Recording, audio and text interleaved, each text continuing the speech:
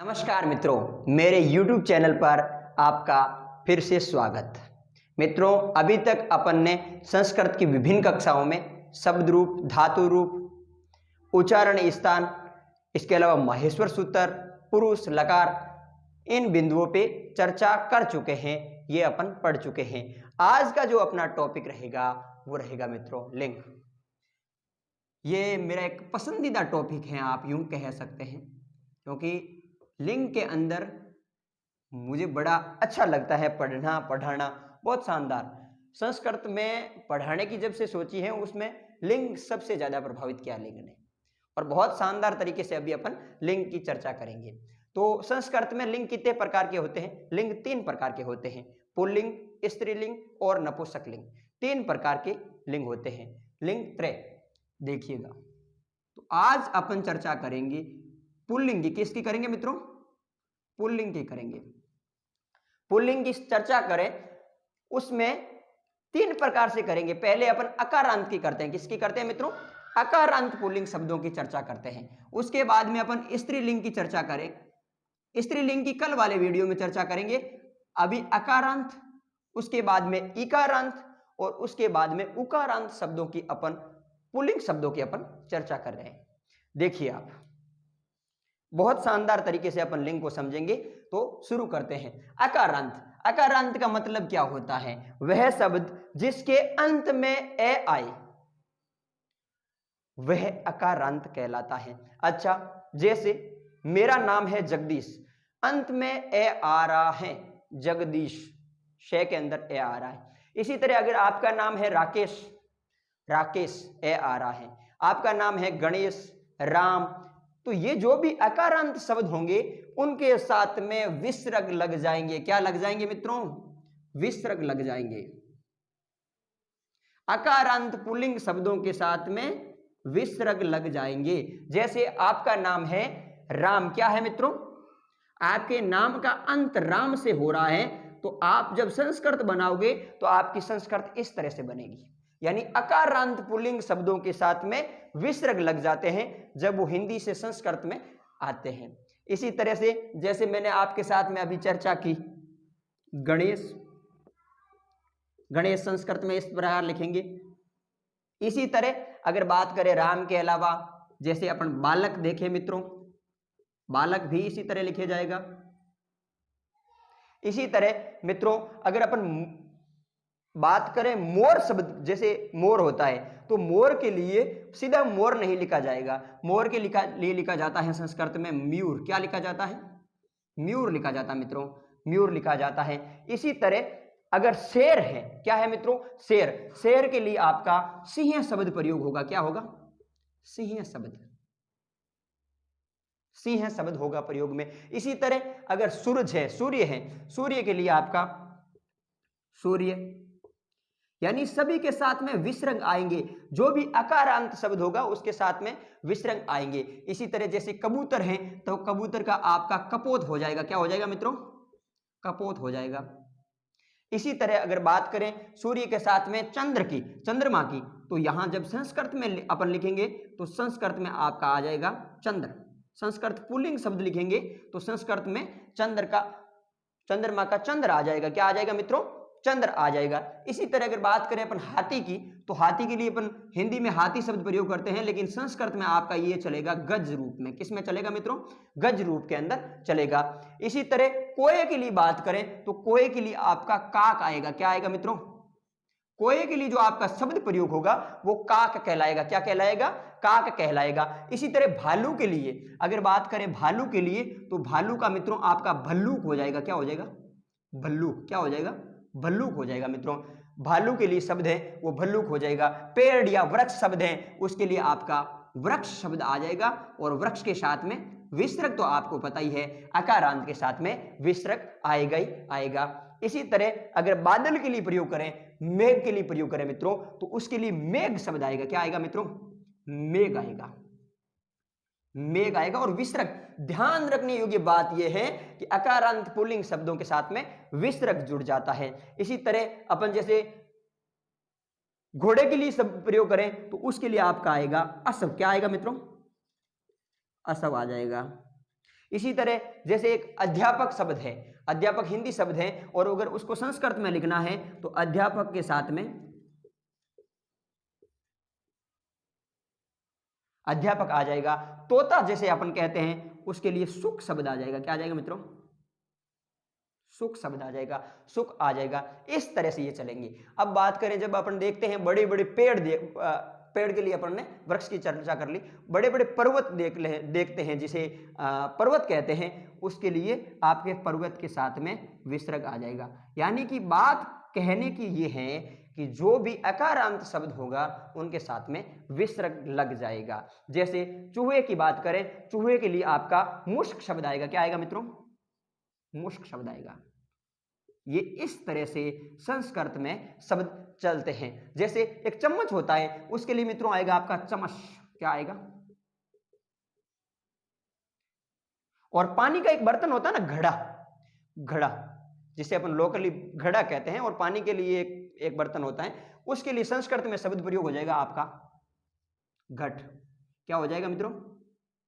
घट हो जाएगा।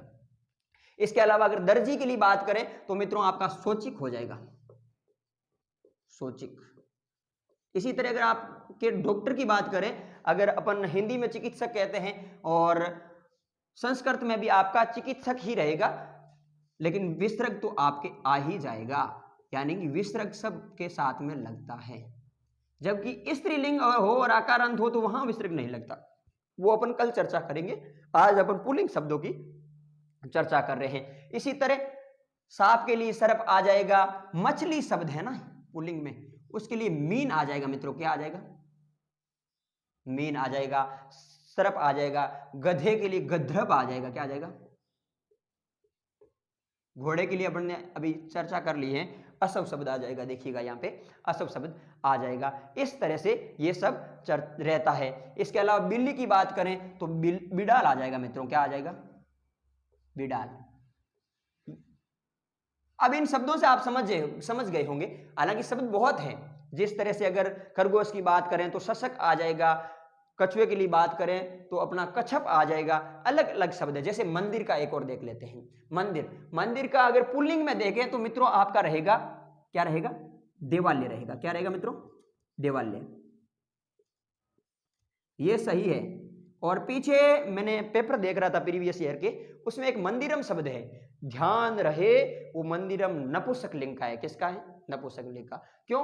क्योंकि उसमें मंदिरम आ रहा है, पीछे हम आ रहा है। इस तरह से वो अपन नेक्स्ट वीडियो जब नपुंसकलिंगी होगी उसके दिन भी चर्चा करेंगे, लेकिन अपने लिए देवालय शब्द आए तो ये इस तरह से मंदिर के लिए देवालय, देवड़ा। अपन नॉर्मली अपन देवला, देवालय इस तरह की भाषा का प्रयोग करते हैं, तो ये देवालय शब्द आ जाएगा। इस तरह से ये आपके अकारांत पुल्लिंग शब्द चलेंगे। अच्छा, वचन कितने होते हैं मित्रों? वचन कितने प्रकार के होते हैं? तो वचन होते हैं 3 प्रकार के। अब देखो इन्हीं शब्दों में से आपके बालक शब्द ले लेते हैं। आप कहें वो शब्द ले लेते हैं, क्योंकि आप कह नहीं पाएंगे, वीडियो बाद में देखेंगे ये रिकॉर्डिंग फॉर्मेट में, तो मैं मेरे हिसाब से ले लेता हूं। जैसे अपन बालक ले लेते हैं, तो बालक के लिए ये एक वचन, ये आपका द्विवचन, और ये आपका बहुवचन। चर्चा कर लेते हैं मित्रों बालक शब्द की। किसकी कर लेते हैं? बालक शब्द की। एक वचन में देखो बालक इस तरह से रहेगा। और बात करें मित्रों द्विवचन की तो ये आपका आ जाएगा बालको। क्या आ जाएगा? बालको। और बहुवचन की बात करें मित्रों तो यहां आपका आ जाएगा बालका। यानी कि अभी तक मैंने जो भी आपके साथ में शब्द साझा किए, जैसे गज, गजो, गजा, सिंह, सिंहो, सिंहा, शशक, शशको, शशका, इसी तरह मेघ, मेघो, मेघा, यानी कि सारे के सारे शब्द इसी रूप में चलेंगे। मयूर, मयूरो, मयूरा, ये सारे के सारे अकारांत शब्द वचन के मामले में इस तरह से चलेंगे। अब वचन तो हो गया जी, वचन के बाद में धातु भी तो प्रयोग करनी है ना। तो बालक पढ़ रहा है, बालक लिख रहा है, बालक लिख रहा है मान लीजिए, तो एक वचन के लिए आपका आ जाएगा धातु प्रयोग। अपन लिख धातु प्रयोग करते हैं, बालक लिखते, यहां आपका बालको, लिखत, बाल को लिखत आ जाएगा मित्रों। और अगर बात करें अपन बहुवचन की तो यहां आ जाएगा मित्रों आपका बालका लिखंती। क्या आ जाएगा? बालका लिखंती। इस तरह से आपका अकारांत के ये जो पुल्लिंग शब्द है ये इस तरह से धातु चलेगी। जैसे छात्र पढ़ रहा है, छात्र पढ़ती, छात्रों पठत, छात्रा पठंती। जैसे इसी तरह से जैसे गणेश है या राम है, कुछ भी शब्द, जैसे नमस्कार कर रहा है तो गणेश नमती, गणेशो नमत, गणेशा नमंती, यानी कि इसी वे में सारे शब्द चलेंगे। तो इस तरह से अपन ने अकारांत शब्द देख लिए। अब अपन चर्चा करेंगे इकारांत शब्दों की। किन की करेंगे मित्रों? इकारांत शब्दों की। इकारांत शब्दों की यहां ऊपर चर्चा कर लेते हैं। देखिए ध्यान से, इकारांत में देखो मित्रों आपका जैसे रवि शब्द, यहां पे भी विसर्ग आ रहे हैं। क्या आ रहे हैं मित्रों? विसर्ग आ रहे हैं। जैसे रवि शब्द हिंदी में लिखते हैं तो विसर्ग आते हैं क्या? जी नहीं। संस्कृत में लिखते हैं तो आएंगे। इसी तरह जैसे कपि शब्द है, कपि शब्द है, रवि है, कपि है। इसी तरह आपका इकारांत में देखें तो हरि शब्द है। इसी तरह आपका इकारांत में देखें तो ऋषि शब्द है मित्रों। क्या है? ऋषि शब्द। इन सब के साथ में विसर्ग आएंगे। क्या आएंगे मित्रों? विसर्ग आएंगे। इसी तरह आप और शब्द लेना चाहें तो जैसे आपका मुनि शब्द है, यानी ये सारे के सारे इस तरह से इकारांत शब्द चलेंगे। अब अपन चर्चा करते हैं कि ये जो शब्द हैं, इकारांत शब्द हैं, ये किस प्रकार से एक वचन, द्विवचन, बहुवचन में चलते हैं। तो सबसे पहले अपना जैसे रवि है तो रवि एक वचन में आपका इस तरह से रहेगा। बात करें द्विवचन में तो यहां आपके रवि की जो वी की मात्रा है वो बड़ी हो जाएगी मित्रों। क्या हो जाएगी? बड़ी हो जाएगी। और बात करें बहुवचन की तो यहां आपका ये हो जाएगा रव्य। क्या हो जाएगा? रव्य। इस तरह से ये आपका रवि, रवि, रव्य, इस तरह से ये चलेगा। इसी तरह जैसे आपका कपि लेना हो तो कपि में भी यही स्थिति रहेगी, सेम सिचुएशन। कपि, कपि बहुत सरल लग रहा है ना मित्रों आपको? मेरे को भी लग रहा है क्योंकि सरल ही है। ऐसे ही लोगों ने कठिन बना के छोड़ दिया। बाकी बहुत सरल सब्जेक्ट है, बहुत अच्छी देव भाषा है अपनी संस्कृत। तो ये अपन ने एक वचन, द्विवचन, बहुवचन देख लिया। अब मान लीजिए रवि पढ़ रहा है, रवि खेल रहा है, रवि खेल रहा है, रवि खेल रहा है। सारी जगह पढ़ाएंगे नहीं, खेलना भी तो जीवन में जरूरी है ना मित्रों। तो रवि क्रीडति, रवि, रवि के साथ में विसर्ग ध्यान से रखें, जरूर आएंगे, नहीं तो अशुद्धि हो जाएगी। रवि क्रीडति, आपके द्विवचन में रवि क्रीडत। ये अगर यहां स्त्रीलिंग होती ना मित्रों तो यहां क्रीडति नहीं आता। ये एक अपवाद स्वरूप है। जब हमें भी पढ़ाया गया गुरुजी द्वारा तो उस टाइम बताया गया कि यहां जो स्त्रीलिंग में खेलती आता है, इस तरह से खेलती, खेलत, खेलंती। लेकिन पुल्लिंग की बात है इसलिए रवि क्रीडति, रवि क्रीडत। और ये रव्य जो वचन में आप देख ही चुके हैं, रव्य क्रीडति, क्रीडत, क्रीडंती। क्या आ जाएगा मित्रों? क्रीड धातु, खेल धातु, खेल के लिए प्रयोग होती है। इस तरह से आपका क्रीडति, क्रीडत, क्रीडंती, ये हो गया आपके इकारांत शब्द। अब मित्रों जैसे कपि का लेना हो, ये सारी रूप, धातु रूप इसी रूप में चलेंगे। हाँ, जो ध्यान रखने योग्य बात थी वो मैंने आपको बताई। अगर ये स्त्रीलिंग के लिए प्रयोग कर रहे होते, यहाँ माला के लिए होते, रमा के लिए होते, तो ये क्रीडति नहीं आता। ये आप जरूर ध्यान रखें। अब बात करेंगे अपन, अकारांत हो गया, इकारांत भी हो गया मित्रों। अब अपन चर्चा करेंगे उकारांत की। किसकी करेंगे? उकारांत की चर्चा करेंगे मित्रों। करते हैं उकारांत की चर्चा बहुत ही शानदार तरीके से। ये जो लिंग है ये हर जगह काम आएगी मित्रों। संस्कृत पूरी भाषा में ये आपके काम आएगी। अब बात करें अपन उकारांत की तो उकारांत में मित्रों आपका शब्द देखें तो आपका भानु,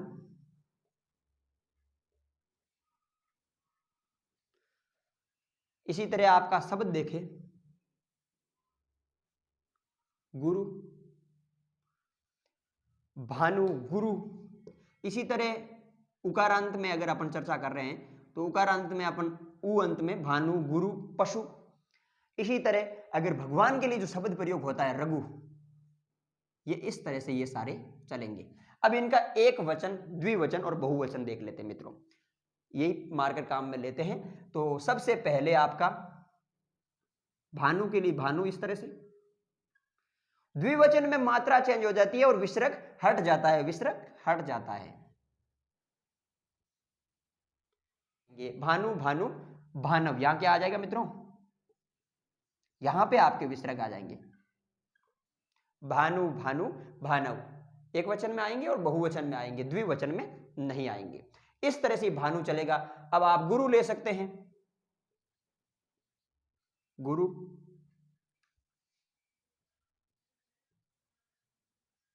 गुरु। इसी तरह से गुरु, गुरु, गुरु क्या हो जाएगा, गुरव। ये इस तरह से सारे शब्द चलेंगे। अब जैसे भानु नाम का कोई लड़का है और वो आ रहा है, क्या कर रहा है, आ रहा है, और उसके लिए धातु प्रयोग करनी है। अपने को कोई कह दे भानु, एक भानु नाम का लड़का है, आ रहा है, तो बिल्कुल आ रहा है तो उसकी संस्कृत बनाएंगे जी। संस्कृत बनेगी आपकी भानु,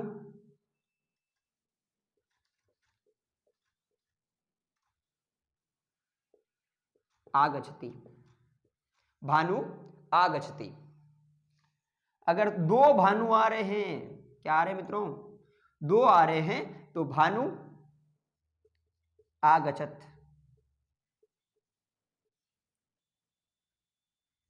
और अगर बात करें मित्रों, तीन या तीन से अधिक भानु आ रहे हैं तो ये आपका भानव आ जाएगा।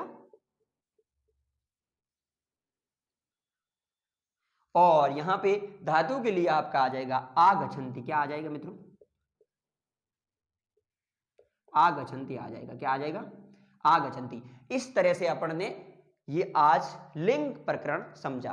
अब मित्रों ये जो भी शब्द है ना वो सारे इसी तरह हैं। आप सारे शब्दों की एक बार प्रैक्टिस करें। जैसे बालक दौड़ रहा है, बालक को दौड़ा दो, घोड़ा दौड़ रहा है, घोड़े को दौड़ा दो, धावती, धावत, धावंती, असव, घोड़ा दौड़ाना है, असव धावती, अश्वो धावत, अश्वा धावंती। इसी तरह ये सारे शब्द रूप चलेंगे, शब्दों के साथ में धातुएं चलेगी। ये लिंग प्रकरण पुल्लिंग का ये इस तरह से चलेगा। अब बात करें स्त्रीलिंग की और नपुंसकलिंग की, तो ये चर्चा अपन नेक्स्ट कक्षा में करेंगे। नेक्स्ट 2 कक्षा में आपके लिंग टॉपिक वचन और धातु कैसे प्रयोग करनी है ये समझते हुए अपन समझेंगे। बहुत अच्छी भाषा है देव भाषा, बहुत सरल है, आप सरल रूप में समझते जाएं। बहुत बहुत धन्यवाद।